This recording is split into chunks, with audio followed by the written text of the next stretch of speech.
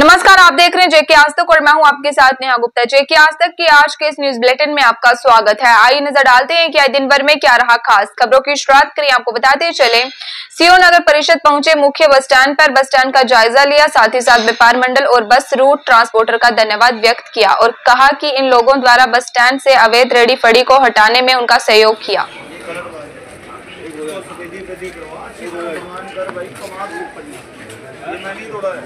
मुझे पता है, लेकिन ये उठा दे और अच्छी साफ सुथरी करके बैठ, कौन मना कर रहा है। आप भी सफेदी शुद्धि करवा लो, बढ़िया से रहो और ये सफाई सुई रखो यार।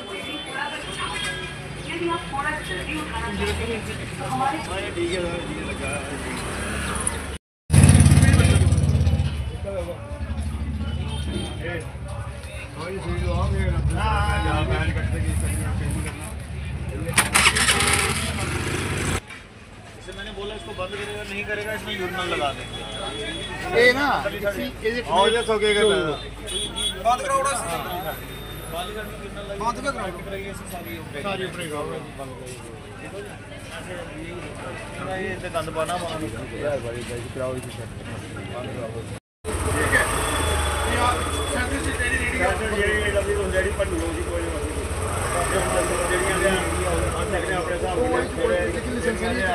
लाइसेंस वाले ने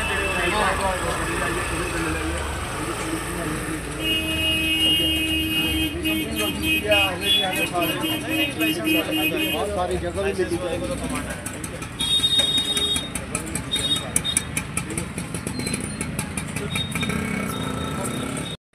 दीपू आजा। ये सच है कि नंबर ऑफ जो इलीगल रेडीज था वो कम हुआ है, लेकिन मैं स्पेशल थैंक करूँगा व्यापार मंडल का और बनाल रूट ट्रांसपोर्टर्स का। इन्होंने उसमें मेरा काफ़ी साथ दिया और आज इन्होंने कुछ गाड़ियों को इस ओरिएंटेशन में लगाया। आज बस स्टैंड बिल्कुल डिफरेंट लग रहा है, अगर आप देखोगे तो एक अच्छी लुक हो गई है, लेकिन अभी भी कुछ काम करने को बाकी है। तो हमारी आज एक छोटी सी बैठक थी जिसमें यही डिसाइड करा गया है कि जो हमारे छोटे छोटे इश्यूज़ थे, एनक्रोचमेंट्स थी, उन्हें कैसे दूर किया जाए। उसमें वर्मानी साहब ने अपने बड़े सारे व्यूज़ रखे हैं, पॉइंट्स रखे हैं। उसके बाद ये जो प्रेसिडेंट हैं बनाल रोड यूनियन के, इन्होंने भी अपने जो प्रॉब्लम्स थी, इश्यूज़ थे और उनको कैसे सॉर्ट आउट कर सकते हैं हम, वो सारे पॉइंट्स रखे। और हमने कुछ स्पॉट्स भी देखे हैं जहाँ पे हम कुछ रेडियाँ जो लाइसेंस वाली रेडियाँ हैं उनको हम फिक्स कर लेंगे। और हम भी चाहेंगे कि ये जो हमारा बस स्टैंड है ये साफ़ सुथरा बस स्टैंड बने और हमारा जो ट्रांसपोर्ट का मतलब ये एक पॉइंट है, दिस इज़ इंटर पॉइंट, जहाँ पे गाड़ियाँ आती और जाती हैं, वो आराम से अपने, ताकि कम्यूट लोग भी कम्यूट कर पाए और गाड़ियाँ भी आराम से पार्क हों और अपने अपने रूट्स पे वो जा पाएँ। सर आगे भी इसी तरह के हालात बने रहे, क्या मैसेज देंगे? हाँ देखो, हालात तो बदलते रहने चाहिए। हम सब इसीलिए काम करते हैं कि हालात बदलते रहें और उम्मीद भी यही रखनी चाहिए कि हालात बदलेंगे, एक ना एक दिन बदलेंगे। काफ़ी सारी चेंजेस हुई हैं और हालात डेफिनेटली बदलेंगे। हम कोशिश करेंगे, कुछ आप लोग कोशिश करोगे, कुछ हमारे प्रेसिडेंट्स हैं, व्यापार मंडल वाले, ट्रांसपोर्ट यूनियंस के, रेडी वालों, और भी बहुत सारे लोग हैं ये चाहते हैं कि ये हालात बदलें और एक ना एक दिन बदलेंगे। शुक्रिया। देखिए, बहुत देर से ये प्रॉब्लम आ रही थी कि बस स्टैंड पर बाहर से कोई आता ही नहीं था। ये कहते थे कि बस स्टैंड पे जाम है, बार ही काम बढ़ गया था। लेकिन बस स्टैंड व्यापारियों का, ये बसों वालों का भी, बस स्टैंड की जो ड्राइवर है वो कोशिश करते थे हम बाहर से ही चले जाएं, बस स्टैंड पे ना आए। आज ऐसी पोजीशन बन चुकी है कि बस वाले खुद आते हैं और लाइन में खुद बस लगाते हैं। एक हफ्ते से हमारे ये जो बनाल रूट वाले ट्रांसपोर्टर है, इन्होंने बहुत मदद की है। नासिर जी हो गए, रामदेव सिंह जी हो गए, इनकी बाकी टीम जो थी, पूरी टीम ने ये लाकर किया है कि अब पूरी बसें लाइनों में लगती हैं और यहाँ आराम से यात्रु टूरिस्ट आराम से आ सकता है और अपनी बस नंबर देख सकता है। पहले ऐसा होता था कि जितनी बसें थी उससे ज़्यादा रेडियाँ थी, बसों के आगे रेडी लगाए थे, नंबर तक लोग सवारी को दिखाई देते थे। आज वो सब खत्म हो चुका है। हम रिक्वेस्ट करते हैं सीओ साहब से, डीसी मैडम से ये रिक्वेस्ट करते हैं, इसके साथ एक स्कूल है जहाँ की एक 100 के करीब बच्चा है और 5, 7, 10, 12, 15 टीचर हैं। तो इन 100 बच्चों को अगर आगे पीछे मर्ज किया जाए, जैसे सिटी सेंटर स्कूल है, बॉयज़ हाई सेकेंडरी स्कूल है, टीचर ट्रेनिंग स्कूल है, गोपे मंदिर स्कूल है, वहाँ ये बच्चे शिफ्ट करके हमें ये जगह बस स्टैंड के साथ मिलाई जाए। वहाँ पर कुछ दुकानें जो म्यूनसिपलिटी को दी जाए, एक तो इनकी इनकम बन जाएगी, दूसरा ये है कि शहर में एक जगह बन जाएगी पार्किंग के लिए, गाड़ियों बसों के लिए जो बस यहाँ पर कुछ ऐसी बसें थी जो 2 महीने से खड़ी थी। नासिर जी ने बहुत मेहनत करके वो बस स्टैंड से बाहर निकलवाई हैं। आज ऐसा पोजीशन बन चुकी है कि बस स्टैंड बिल्कुल खुला हो चुका है। जब मर्जी जो लोग बस स्टैंड में नहीं आते थे वो कहते थे जाम है। आज मैं उनसे रिक्वेस्ट करता हूँ, एक व्यापार मंडल प्रेसिडेंट होने के नाते मैं उनसे रिक्वेस्ट करता हूँ, आप बस स्टैंड पे आइए। आपने जो भी दुकानदारी खरीदारी करनी है, जहाँ भी जिस स्टेशन पे जाना है, यहाँ आपको आराम से बस मिलेगी, आराम से सामान मिलेगा, आपको पार्किंग मिलेगी, स्कूटर मोटरसाइकिल लगाने के लिए जगह मिलेगी। आप आइए। बस स्टैंड बहुत जगह है, लेकिन कुछ ऐसा बन चुका था कि यहाँ कुछ साजिश के कारण बस स्टैंड को एक विफल किया जा रहा था, जो आज हमने एक अपने प्रयास लगाकर इसको एक खुली जगह बना दी है। इसी से मैं सीईओ साहब का धन्यवाद करूँगा कि उन्होंने अपना टाइम निकाल कर आज हमारे पास आए और यहाँ हमने इनको पूरी स्टेशन बताई है। इनके साथ कुछ जगह हमने सेटल की हैं जहाँ कुछ चंद रेडियाँ लगवाएंगे हम, क्योंकि उनके भी परिवार हैं। हम ये नहीं चाहते कि कोई गरीब आदमी ऐसे रहे। इसलिए मैं यही रिक्वेस्ट करूँगा, रेडी वालों से भी ये रिक्वेस्ट करूँगा कि आप अपना जो रेडी है बस स्टैंड के बीच में ना लगाएं, कि उसके बाद अगर लगाएंगे आपकी अपनी जिम्मेवारी होगी, कोई नुकसान होगा ना सीईओ साहब जिम्मेवार होंगे ना हम जिम्मेवार होंगे, वो अपने नुकसान का खुद जिम्मेवार होगा। धन्यवाद। पहले तो मैं शुक्रिया अदा करता हूँ सीईओ साहब का, जो यहाँ पे बस स्टैंड में इन्होंने इनिशिएटिव लिया, हमारी हौसला अफजाई बढ़ाई, और हमारे बरवानी जी जो व्यापार मंडल के प्रेसिडेंट साहब हैं, इन्होंने थोड़ा हौसला अफजाई बढ़ाई, हमारे साथ समर्थन दिया। आज जो बस स्टैंड है बिल्कुल नीट एंड क्लीन हो गया है। आपको पहले लोगों को परेशानी आती थी कि जाम में 2-2 घंटे 3-3 घंटे जाम में फंसे रहते थे गाड़ी वाले।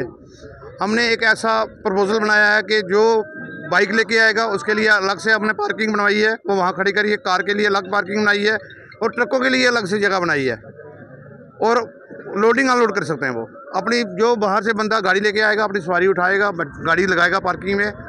और बस स्टैंड जो मैं कहता हूं कि आज से 20 साल जो पहले बस स्टैंड था, वो बस स्टैंड द्वारा वापस हमारा आ गया है। आप लोग आएँ और निश्चिंत होकर आएँ, अपना सामान खरीदें, व्यापार करें और अपने परिवार से आएँ। आपको कोई परेशानी बस स्टैंड में नहीं आएगी और आगे भी यही बस स्टैंड आपको नजर आएगा। तहसील पंचारी सुमर पंचारी में पड़ते दांती इलाके में सड़क धंस जाने और पहाड़ से पत्थर मिट्टी की चपेट में घर में आई दरारें और लोग टेंट में रह रहे हैं। कांग्रेस नेता सुमित मंगोत्रा मौके पर पहुंचे और प्रशासन से बात की और दुख जताया कि कोई भी बड़ा अधिकारी अब तक मौके पर नहीं आया।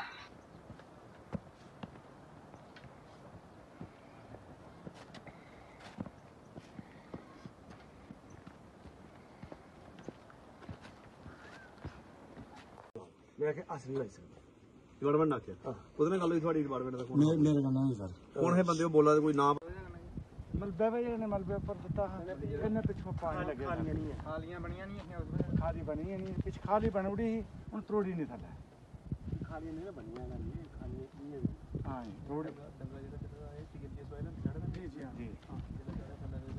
ਇਹਾਂ ਉਸ ਵੇਲੇ ਜਨਾਬ ਜੀ ਤੋਂ ਸਾਇ ਨਾ ਅੱਜ ਉਸ ਵੇਲੇ ਗੁਪਤਾ ਸਾਹਿਬ ਆਏ ਇਹ ਇੱਥੇ ਨਾਭੇ ਉੱਪਰ ਅਸਾਂ उनका प्रोग्राम रखा ये दबार लगे ही देना। उस वेले वो आए है, वो उतों पैदल चलने इतने आए, उन्हें देखा उस वेले गड्डी इतने नहीं आदि, उन्हें आए ने देखा, उन्हें आखे सी डंगे बंद कर दो कि जे सब तो डंगा दे पक्के मिनट के उपर आओ नहीं तुस पक्के मिनट कड्डो फिर डंगा दो कने ये क्लोज नहीं करो, इसी डंगे बाहर ले जाओ सीधे उत्थे ले जाओ उतों को मोड़ दियो फिर खुला बनिया वो चलिए दस पिछा ठेकेदार ने मन्ने असीं तो मनते लेकिन उस वेले मन्ने होंदा है साढ़े मकान उस वेले जेह्ड़ा सरबा होया सर ये सरबा होया इस एक कमरे दे पिछुआ 4 फुट छोड़ी ने दीवार चढ़नी जेह्ड़ा सरबा आरसी जेह्ड़ी इस कमरे कोला इधर हां जी 4 फुट पिछे छोड़ी ने उत्थुआं एह् दीवार जेह्ड़ी उत्थुआं लगनी हां जी उन्हें मन्ने नहीं मैं उस वेले सर ये अगे अच्छा ये पानी आ रहा इधर सामने तेरे एक बात है थे इसी सामने आते था ये छात्र वो कर दिया ये हम मकान एक दो पसंद है ये आपका लाइक बनी हुई है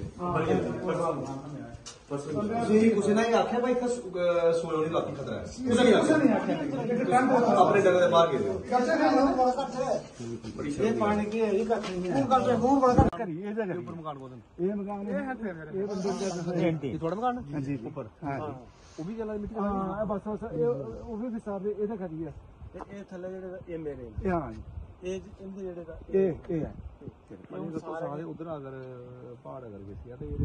जनाब जेकर ये पहाड़ नहीं थमोए जेकर तो वो भी आई जाना थल्ले मकान भी गए ये भी गए मकान गए जेकर ये थमोई जाए तो फिर वो भी थमोई मकान एरिया गया समझो चक्कर ये है कि इसी भी दीवार लगी है जियां दिखो हुन तुस दिक्खा ते दफा इन्हें मकाने आंदे किन्ना टाइम लगदा जियां ये चले ते इयां वो भी आई सकदे ये चली थल्ले कोई नहीं आया हां जी मौके ना कोई नहीं आया तुसे कोशिश की पूरा पुलिस बुलाने सारे ऐसे सब के किता कल मेडिया ले आए नहीं उन्हें चलो नहीं पता चलिया कोई एडमिनिस्ट्रेशन का कोई आया तहसीलदार इधर मौके का कोई नहीं आया पहली तरीके से एप्लीकेशन तहसीलदार दी जरूरी थी थाने दी जरूरी नहीं पहले भी दी थी आए दा कदम है ओए दा कदम पहले ठीक है उस दिन की एप्लीकेशन दौड़ी उसी दी थी एप्लीकेशन हां जी एक थाने तहसीलदार दी दफ्तर ते जाई दी जी जी एक थाने दे उड़ी एक ने रेवन्यू नहीं दी रेवन्यू का कोई भी नहीं आया नहीं कोई नहीं जय साहब आए परसों राती जय साहब क्या आखे उन्हें मशीन दी उन्हें आखे कि इसे गोले मिटाओ तुसी इसी गोला जरा इसे साफ कर उड़ो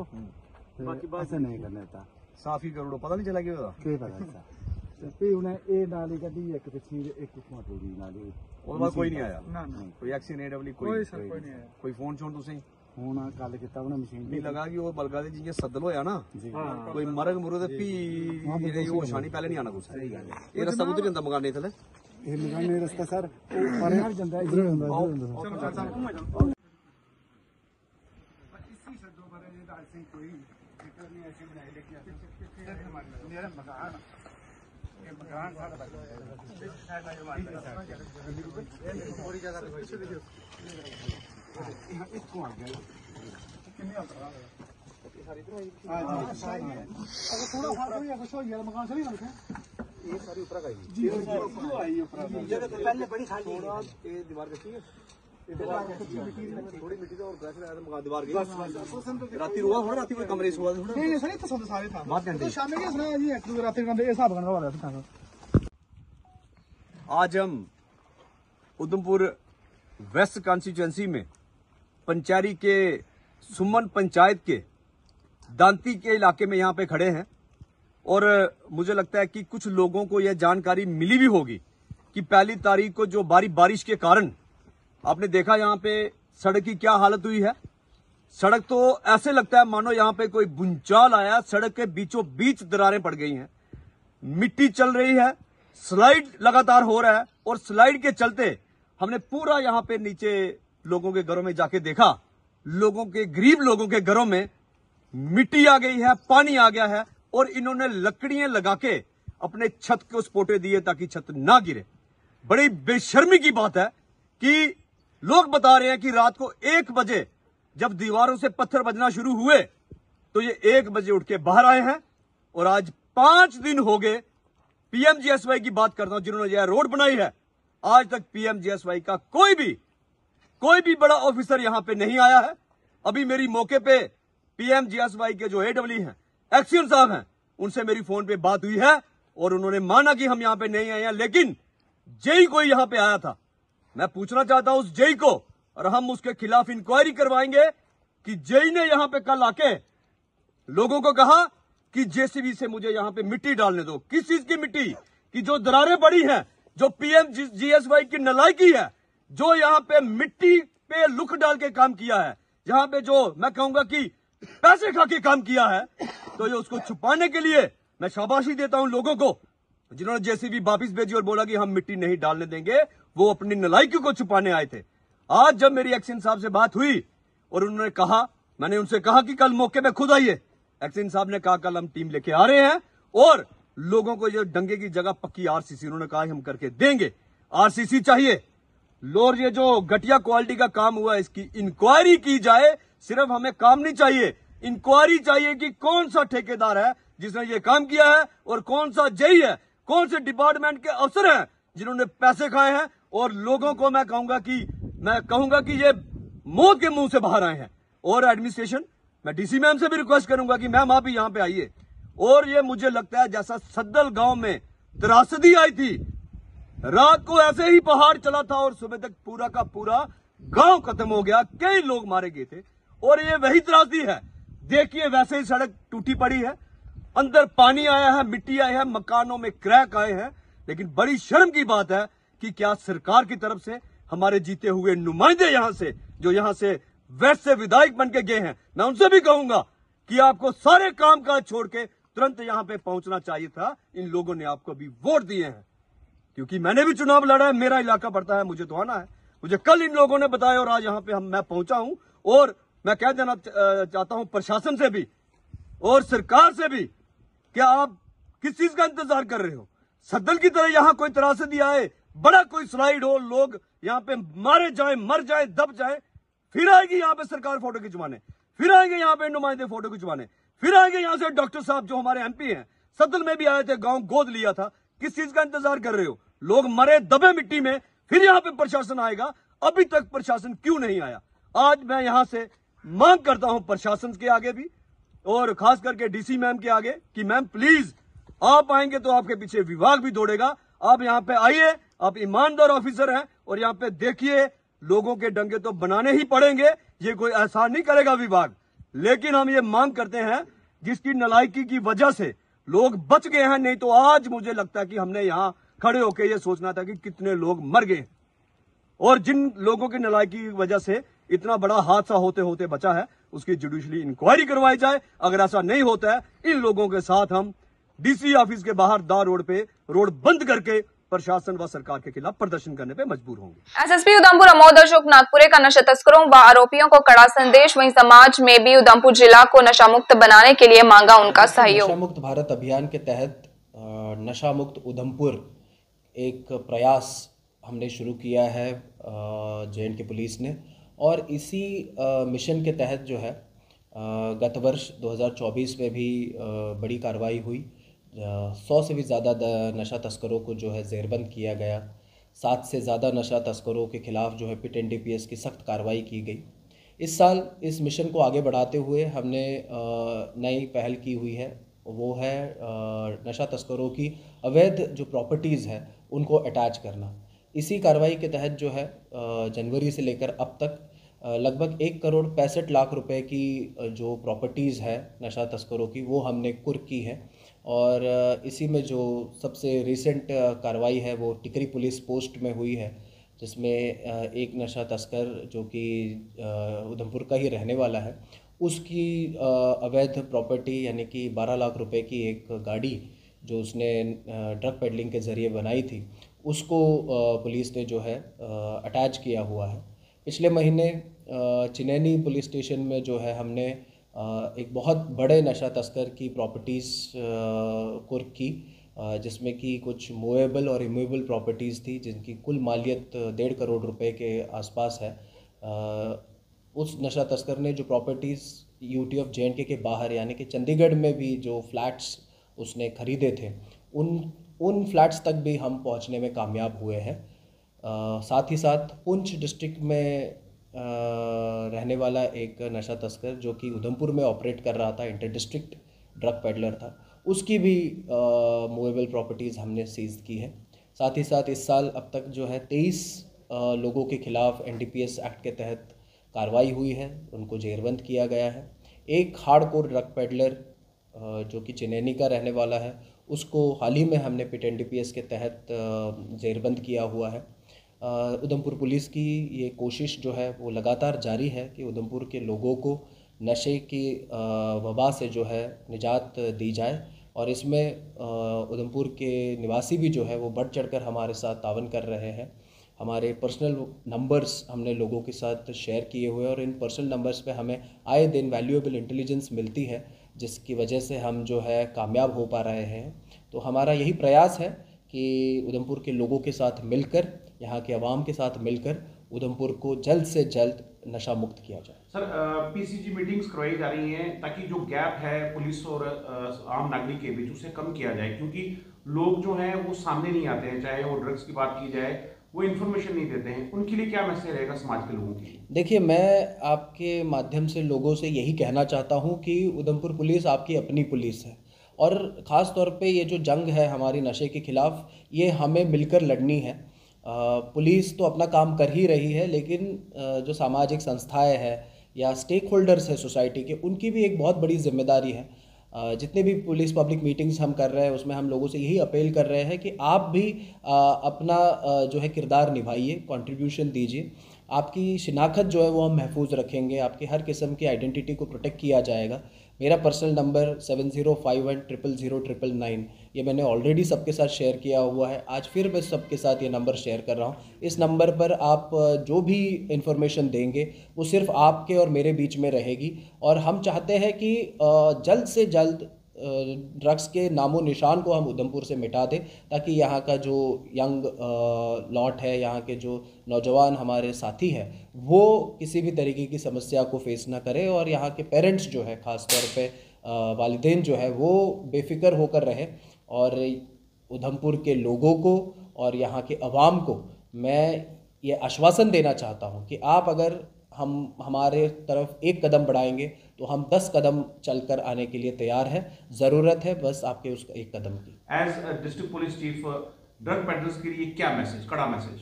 देखिए, ड्रग पेडलर्स को मैं एक ही सख्त मैसेज देना चाहता हूँ कि वो अपनी हरकतों से बाज आ जाए। ड्रग पेडलिंग से किसी का भला नहीं होने वाला है। वो आपको चंद रुपए का मुनाफा करा सकती है, लेकिन ज़िंदगी आपकी वो बर्बाद कर सकती है। आप लोगों के घर उजाड़ रहे हैं, आप लोगों के बच्चों को जहर दे रहे हैं, और इसके लिए आपको कोई माफ़ नहीं करेगा।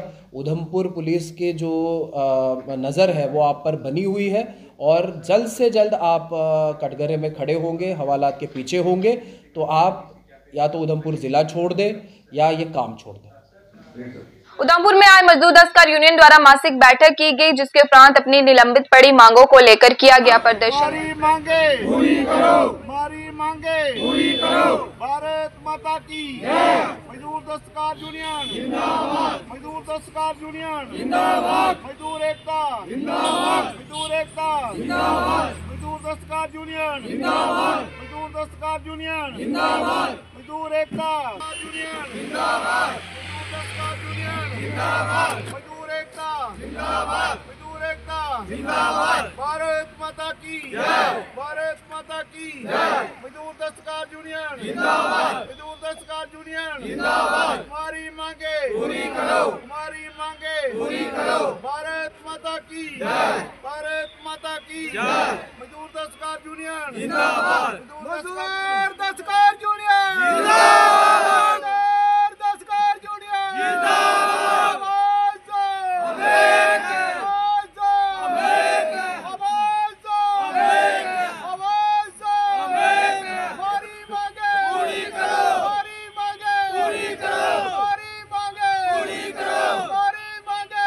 मजदूर दस्तकार यूनियन का जिला प्रधान हूँ। आज हमारे साथ हमारे स्टेट के वाइस प्रेसिडेंट बंसीलाल शर्मा जी, हमारे सूबा के प्रधान लखविंदर सिंह जी, और सामाजिक कार्यकर्ता डॉक्टर मुल्खराज बुमागी जी, और डिस्ट्रिक्ट कमेटी के जितने भी अहदेदारान सारे जहाँ पे मौजूद हैं। तो आज हमारी ये मंथली मीटिंग होती है, और यहाँ पर अलग अलग स्कीमों पर, अलग अलग मसलों पर विचार किया जाता है। तो आज सबसे पहले हमारा मेन मसला जो है वो पेंशन का मसला है।